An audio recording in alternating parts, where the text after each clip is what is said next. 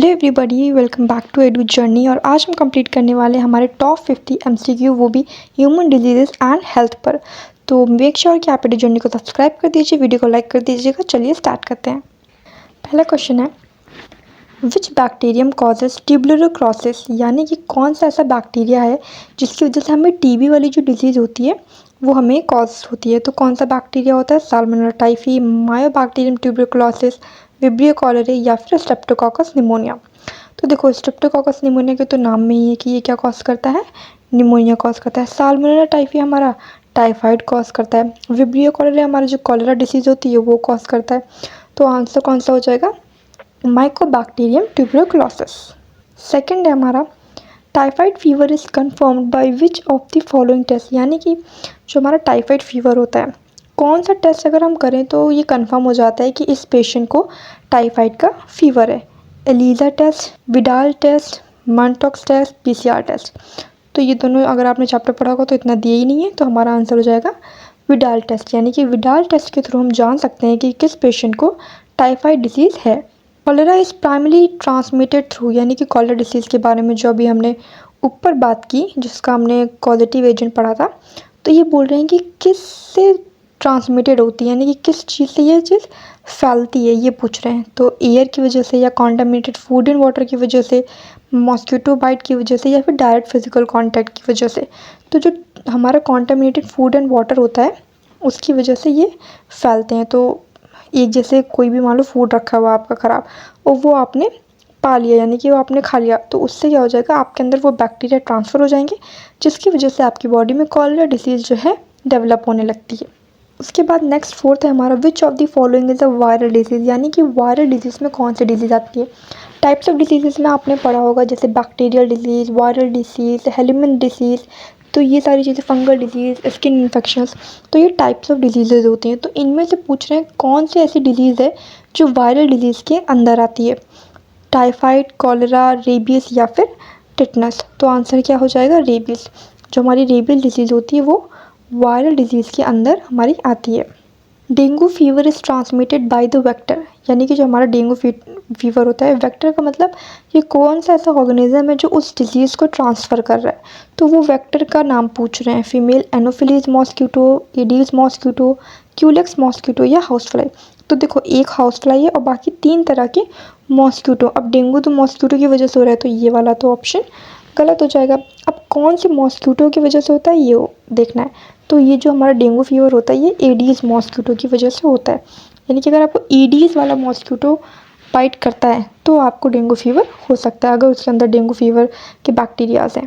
Polio virus primarily attacks which system in the human body, यानी कि जो polio virus primarily attacks which system in the human body, यानी जो polio virus है हमारा, वो ह्यूमन बॉडी में मेनली कौन से सिस्टम पर अटैक करता है?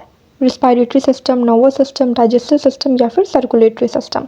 तो जो हमारा पोलियो वायरस होता है वो मेनली जो है हमारे नर्वस सिस्टम पर अटैक करता है सबसे पहले।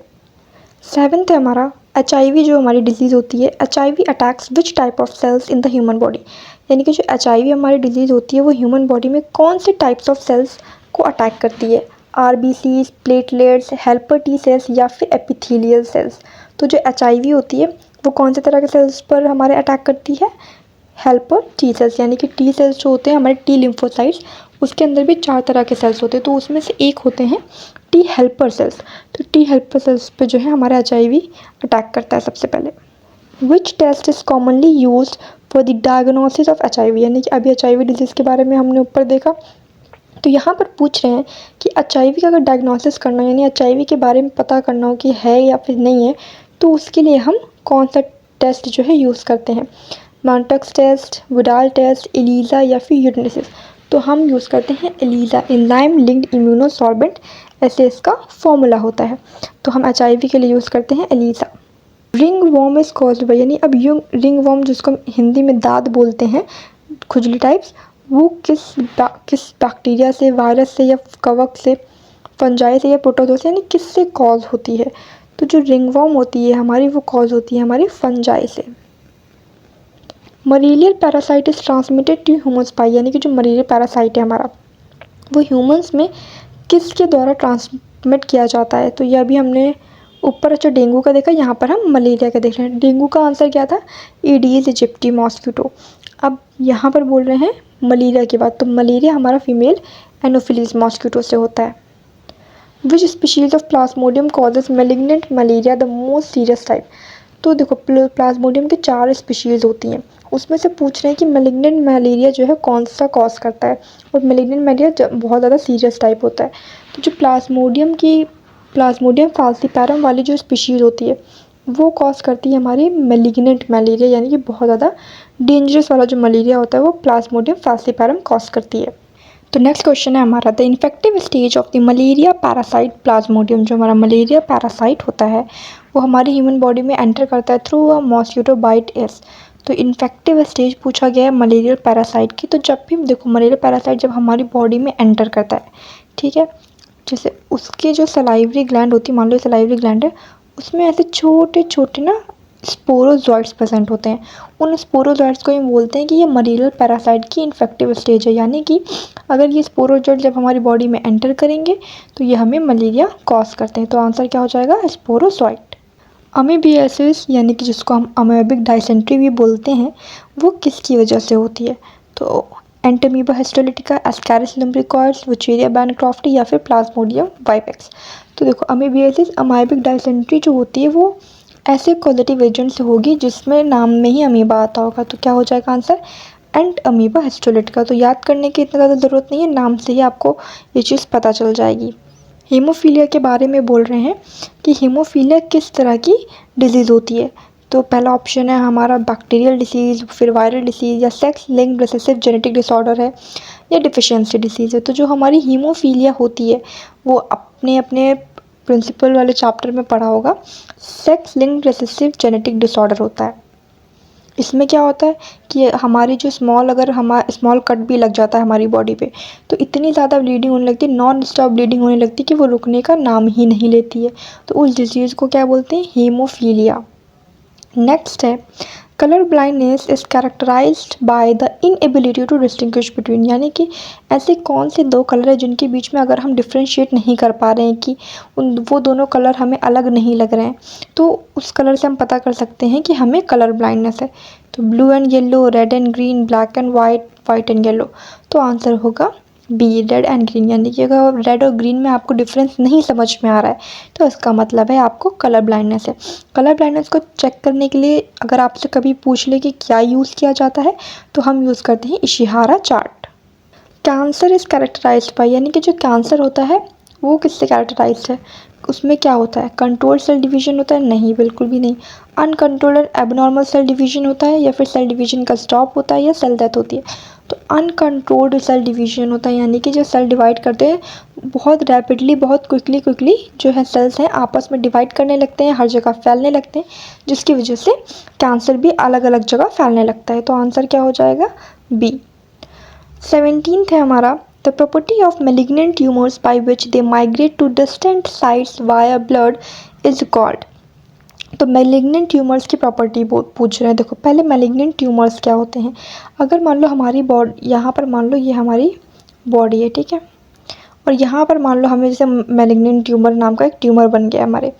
तो मेलिग्नेंट ट्यूमर में क्या होता है, इसके सेल्स जो है यहाँ पहुँचेंगे तो यहाँ भी ट्यूमर बना लेंगे, फिर यहाँ भी ट्यूमर बना लेंगे, फिर यहाँ भी ट्यूमर, तो फैल के हर जगह ट्यूमर बनाते हैं, तो उसको हम बोलते हैं मेलिग्नेंट ट्यूमर।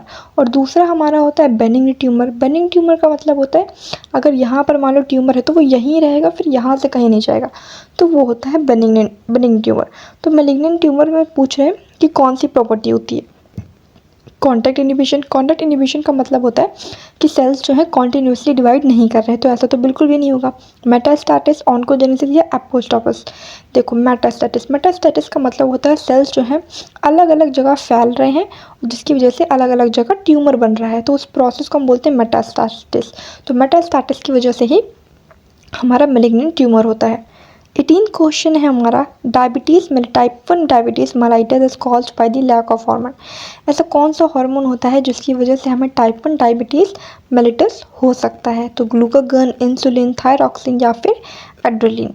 तो आंसर क्या हो जाएगा, इंसुलिन। इंसुलिन हमारा वो हार्मोन है जिसकी वजह से डायबिटीज़ मेलिटस होता है। इंसुलिन देखो हमारे ब्लड के ग्लूकोज लेवल, शुगर लेवल को भी मेंटेन करता है, तो डायबिटीज़ में भी शुगर लेवल इधर उधर होता है, तो इससे आप याद रख सकते हो कि डायबिटीज़ मेलिटस हमें जो है इंसुलिन की वजह से होता है, उसके लैक होने की वजह से होता है। 19th है हमारा, एंटीबॉडीज़ आर केमिकल, यानी एंटीबॉडीज़ क्या होती हैं, कार्बोहाइड्रेट होती हैं, प्रोटीन्स होती हैं, लिपिड्स होती हैं या फिर न्यूक्लिक एसिड्स होती हैं। तो जो एंटीबॉडी होती हैं हमारी, वो होती हैं हमारी proteins. Which type of immunity is present from birth, यानी ऐसी कौन सी इम्यूनिटी है जो जन्म से ही एक इंसान के अंदर प्रेजेंट होती है, तो उस इम्यूनिटी को हम क्या बोलते हैं, acquired immunity, active immunity, innate immunity या फिर पैसिव इम्यूनिटी। देखो एक्वायर्ड इम्यूनिटी का मतलब होता है लाइफ टाइम पे हम अपने जो एक्वायर करते हैं उसको हम बोलते हैं एक्वायर्ड इम्यूनिटी। एक्टिव इम्यूनिटी क्या होती है, जो हमारे अंदर बॉडी में जब कोई भी इन्फेक्शन आता है तो तब सिंथेसाइज अगर होती है तो वह एक्टिव इम्यूनिटी होती है। इन्नेट इम्यूनिटी जो जन्म से ही हमारे अंदर प्रेजेंट होती है, तो इसमें प्रेजेंट फ्रॉम बर्थ पूछा था, तो आंसर क्या हो जाएगा, C, innate immunity. Colostrum secreted by mother during the initial days of lactation provides which type of immunity to the infant। इसमें पूछ रहे हैं जो हमारा कोलोस्ट्रम है, कोलोस्ट्रम किसको बोलते हैं, जब प्रेगनेंसी के बाद जब इनिशियल डेज में शुरुआती दिनों में जो मदर मिल्क सिक्रीट करती हैं, उस मिल्क, पहले मिल्क को हम बोलते हैं कोलोस्ट्रम। तो कोलोस्ट्रम बोल रहे हैं, जब कोलोस्ट्रम कोई भी बेबी कंज्यूम करता है तो उसके अंदर कौन सी इम्यूनिटी जा रही है, यानी कोलोस्ट्रम के अंदर ऐसी कौन सी इम्यूनिटी होती है जो उसमें प्रोवाइड हो रही है, एक्टिव, पैसिव, सेलुलर या फिर इन्नेट। देखो अभी मैंने सारी इम्यूनिटी के बारे में आपको पहले बताया, तो आपको ये चीज़ पहले आ जानी चाहिए। हिस्ट्री में अगर एंटीबॉडी का नाम पूछ लेते हैं तो एंटीबॉडी इसमें प्रेजेंट होती है IgA। IgA नाम की एंटीबॉडी इसके अंदर प्रेजेंट होती है। इम्यूनिटी कौन सी होगी, passive immunity. Which antibody is abundant in cholesterol. देखो अभी ये क्वेश्चन सेम टू सेम मैंने ऊपर आपको बताया है, तो ये आंसर आपको पहले से ही पता होना चाहिए। कमेंट कर दो अगर आपको पता है तो इसका आंसर क्या हो जाएगा, IgA antibody. Vaccination stimulates the development of, यानी कि जो वैक्सीनेशन है वो किस इम्यूनिटी को डेवलप करती है, innate immunity, active immunity, passive immunity या नेचुरल इम्यूनिटी। तो वैक्सीनेशन किसके डेवलपमेंट में काम आता है, एक्टिव इम्यूनिटी के काम में आता है। The principle of vaccination is based on which property, the adaptive immune system. यानी वैक्सीनेशन का जो प्रिंसिपल है वो किस प्रॉपर्टी पे बेस्ड होता है, ये आपकी NCERT में लाइन टू लाइन दिया है, वहीं से MCQ ये बनाया गया है। तो इसका आंसर क्या हो जाएगा, मेमोरी। जो वैक्सीनेशन का प्रिंसिपल होता है हमारा वो मेमोरी पे बेस्ड होता है। Which cells are responsible for cell mediated immunity. तो सेल मीडिएटेड इम्यूनिटी जो होती है हमारी, वो उसमें कौन से सेल्स जो है रिस्पॉन्सिबल होते हैं, B lymphocytes, T lymphocyte, neutrophils या इसिनोफिल्स।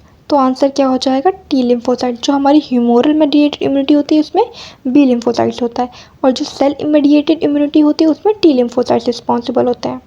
The secondary immune response is characterised by. तो जो सेकेंडरी इम्यून रिस्पॉन्स है वो कैसा रिस्पॉन्स होता है, लो इंटेंसिटी का होता है, हाई इंटेंसिटी का होता है, रिलेट रिस्पॉन्स होता है या एब्सेंस ऑफ मेमोरी में होता है। देखो जो सेकेंडरी इम्यून रिस्पॉन्स का मतलब क्या है, पहले तो तुम ये समझो। मान लो कोई भी इन्फेक्शन आया, मान लो जैसे कोरोना ही है, मान लो ठीक है, तो कोरोना अगर आया हमारे पास वायरस, तो जो पहला रिस्पॉन्स हमारी बॉडी करेगी वो एंटीबॉडी बनाना शुरू करेगी, वो हमारा प्राइमरी रिस्पॉन्स हुआ। अब कोरोना की एंटीबॉडी हमारे अंदर बन चुकी है एक बार, क्योंकि हमें कोरोना एक बार हो चुका है। अब उसकी एंटीबॉडी हमारे अंदर ऑलरेडी प्रेजेंट है। अब दूसरी बार मान लो कोरोना आएगा तो एंटीबॉडी हमारे अंदर पहले ही प्रेजेंट है, तो सेकेंडरी इम्यून रिस्पॉन्स बोलते हैं उसको। वो क्या करेगा, कोरोना हमें होने ही नहीं देगा। तो वो किस इंटेंसिटी पे होता है, हाई इंटेंसिटी पे, उसको हम एनामनेस्टिक रिस्पॉन्स भी बोलते हैं। Which disease is caused by the Wuchereria species filarial worm. देखो ये भी मैंने अभी ऊपर बताया, जो फिलेरियल वॉर्म होता है वुचेरिया स्पीशीज़, वो कौन सी डिजीज़ कॉज करता है, एस्केरियासिस एलिफेंटियासिस, जिसको हम या फाइलियासिस भी बोलते हैं, रिंग वॉर्म या फिर निमोनिया। तो इसका आंसर पहले आप कमेंट करो। देखो नाम में ही चीज़ें, एलिफेंटियासिस जिसको हम फाइलियासिस भी बोलते हैं, ये हमारा किससे कॉज होता है, वुचेरिया स्पीशीज़ से। Pneumonia affects which organ of the human body, यानी कि निमोनिया जो है वो ह्यूमन बॉडी के कौन से ऑर्गन पर इफेक्ट करती है। तो हमारी जो निमोनिया है, लंग्स, लीवर, इंटेस्टाइन या फिर किडनीज। तो निमोनिया किस पे अफेक्ट करती है, हमारे लंग्स पे अफेक्ट करती है। Common cold is caused bye. अब जो हमें रोज़ाना में कोल्ड, सर्दी जुकाम होता है वो किससे होता है, तो जो कॉमन कोल्ड है वो होता है राइनो वायरस से, इसीलिए इनको राइनोनाइटिस भी बोलते हैं, क्योंकि ये राइनो वायरस नाम के कॉजेटिव एजेंट से होता है। Which of the following is a non communicable genetic disorder, यानी ऐसा कौन सा जेनेटिक डिसऑर्डर है जो ट्रांसफ़र नहीं हो सकता एक दूसरे में।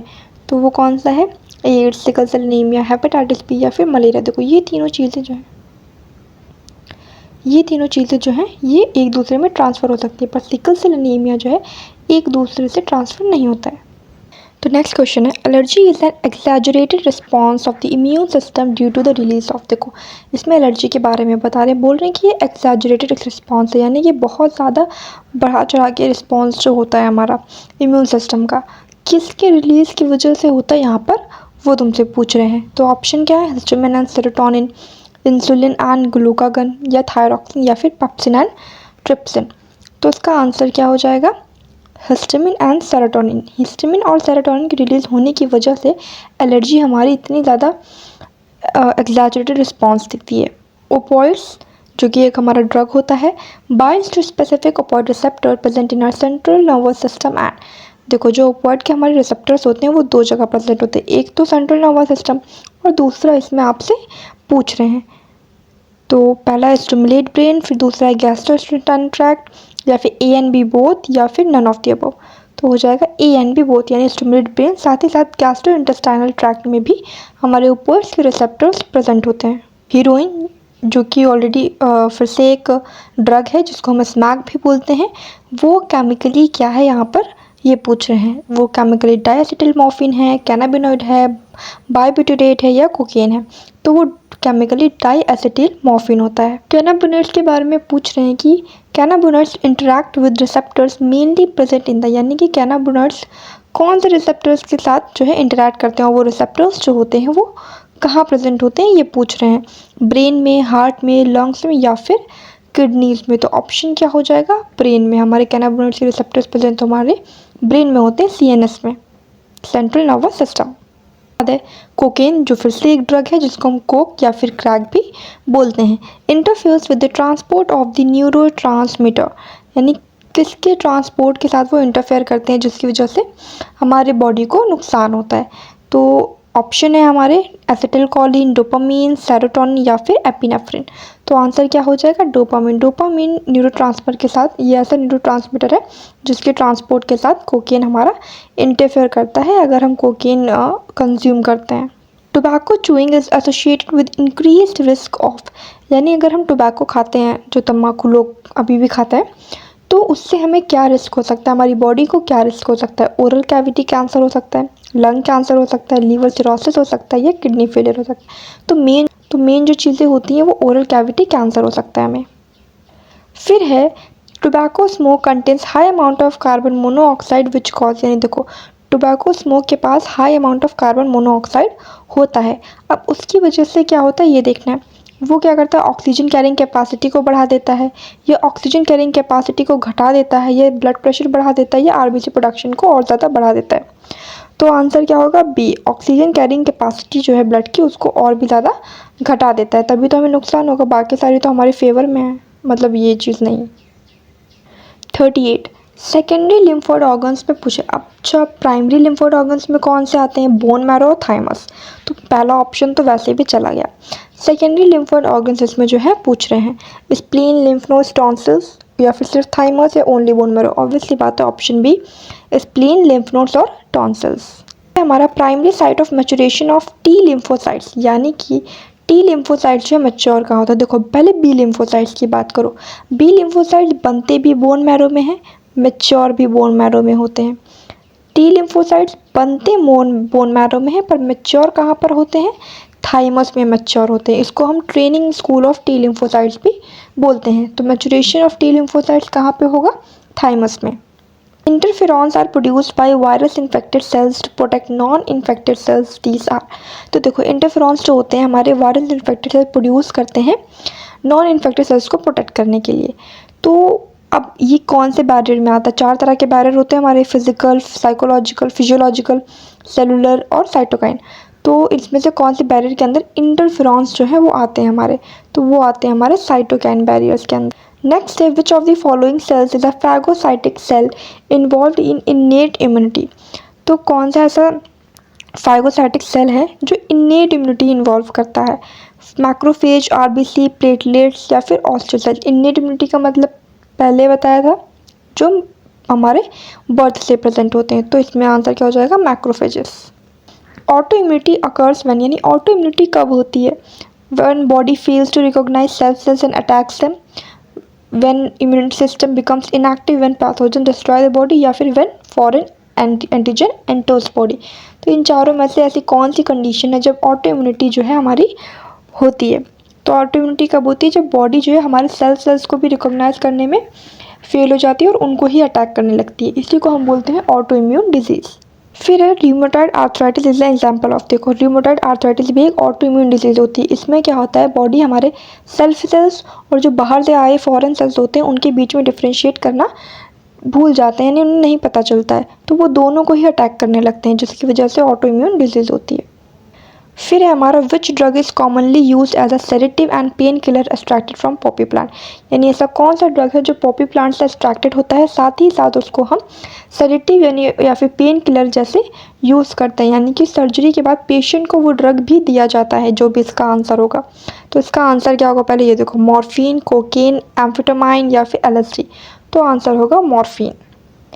Adolescence is generally defined as the age period between, adolescence जो होती है हमारे लोगों में, वो कौन से बीच के एज में, कहाँ तक की एज के बीच में मानी जाती है। तो 5 से 10 साल तो नहीं होगा, वो तो छोटा ही होगा। 12 से 18 साल, 20 से 30 तो बहुत ज़्यादा बड़ा हो गया, 0 से 5 तो बहुत ही ज़्यादा छोटा है। तो 12 से 18 हमारी एडोलसेंस एज, जब प्यूबर्टी हिट करते हैं तब की age. Which of the following causes ringworm, ringworm कौन कॉज करता है, ये तो एनसीईआरटी में डायरेक्ट दिया हुआ है। माइक्रोस्पोरम, ट्रैकोफाइटन और एपिडेमोफाइटन, ये 3 चीज़ें जो है हमारी कॉज करती हैं क्या, रिंगवॉर्म।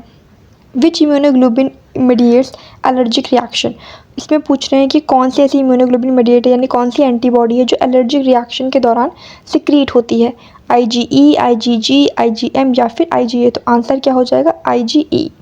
अच्छा, कोलेस्ट्रॉल में कौन सी एंटीबॉडी प्रेजेंट होती है, कमेंट में बताओ, इससे पहले बताया हुआ है।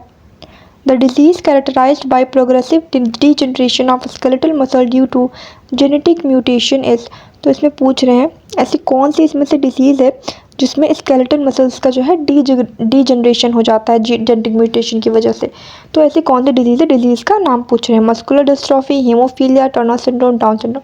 देखो हीमोफीलिया अभी मैंने ऊपर बता दिया, टर्नर सिंड्रोम और डाउन सिंड्रोम तो अलग चीज़ हो जाती है, ठीक है। इसमें क्या होगा, muscular dystrophy. Person infected with HIV में suffer from opportunistic infections because, देखो एक पर्सन जो HIV से अफेक्टेड है उसको और भाई इन्फेक्शंस हो सकते हैं, क्यों, because helper T cells count drops drastically, because RBC count increases, because liver stops working, या फिर बिकॉज ब्लड प्रेशर राइजेस। तो इन चारों में से किसकी वजह से HIV इन्फेक्टेड पर्सन को ज़्यादा सफ़र करना पड़ता है। तो आंसर क्या हो जाएगा, हेल्पर T हेल्पर सेल्स जो होते हैं हमारे, उनका जो काउंट होता है वो बहुत गिर जाता है। फाइनली हमारा last question, which factor transmits the chikungunya virus. अब चिकनगुनिया वायरस का नाम तो सबने सुना होगा, तो इसको ट्रांसफ़र कौन करता है, इसमें ये पूछ रहे हैं। Aedes mosquito, anopheles mosquito, culex mosquito या फिर हाउस फ्लाई। तो जो चिकनगुनिया वायरस होता है उसको एडीज मॉस्किटो हमारा ट्रांसफ़र करता है। तो आपके top 50 MCQ human health and disease पे। मेक श्योर आप एडू जर्नी को सब्सक्राइब कर देना, वीडियो को लाइक कर देना। मिलते हैं नेक्स्ट वीडियो में। Thanks for watching.